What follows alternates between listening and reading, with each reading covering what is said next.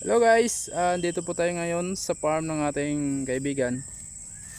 Ito po, tingin tayo dito sa kanyang tanim na ampalaya. Ito yung ampalaya niya, sa gilid niya may mga papaya. Ayan, madaming bunga, mga bilog. Lalaki oh. Ayan. Ito na may isa. Bilog na bilog. Ito na may ampalaya niya, titingnan natin ah. Maganda oh, daming bunga oh. Ayan. Ayan guys oh, mahaba guys oh. Sa dalawang dangkal. Mahaba bunga, marami. Ayan. Maganda po ang kanyang ampalaya na itinanim.